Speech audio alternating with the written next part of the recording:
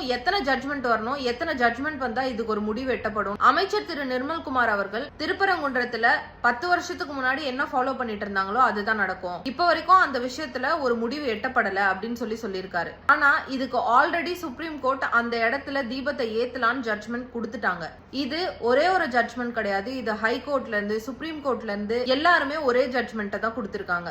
அப்படி இருக்கும்போது இன்னும் எத்தனை ஜட்மெண்ட் வரணும், எத்தனை ஜட்மெண்ட் வந்தா இதுக்கு ஒரு முடிவு எட்டப்படும்ன்றது அவங்க தான் நமக்கு சொல்லணும். இந்த தீபத்தூண்ல தீபத்தை ஏத்த போறதும் கார்த்திகை தீபம் அன்னைக்கு மட்டும்தான். ஆனா இத ஒரு கேஸா முதல்ல ஹைகோர்ட் வரைக்கும் கொண்டு போனது டிஎம்கே. அதுக்கு உடனே ஹைகோர்ட் என்ன சொல்லிடுறாங்கன்னா அந்த இடத்துல தீபத்தை ஏத்திக்கலாம் அப்படின்னு சொல்லிட்டாங்க. இதை ஏத்துக்க முடியாம மறுபடியும் டிஎம்கே அதை ரீகன்சிடர் பண்ண சொல்லி மறுபடியும் ஒரு பெட்டிஷன் போடுறாங்க. இந்த கேஸை விசாரிச்ச justice G Jayachandran, justice K Ramakrishnan இவங்க 2 பேரும் கிளியரா ஒரு விஷயம் சொல்லியிருக்காங்க.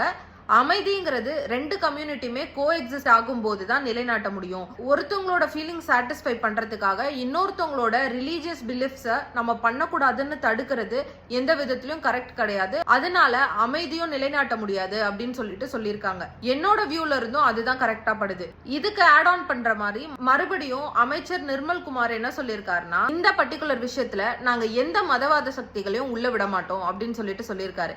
இந்த இடத்துல இவர் யார மதவாத சக்தின்னு சொல்லிட்டு ரெஃபர் பண்றாருன்னு எனக்கு தெரியல. எங்களோட ஃபீலிங்ஸ்க்கும் மதிப்பு கொடுங்க அப்படின்னு சொல்ற மக்களையா, இல்ல இந்த விஷயத்துல ஜட்மெண்ட் பாஸ் பண்ண ஜஸ்டிஸையும் கோர்ட்டையும் சொல்றாராம்.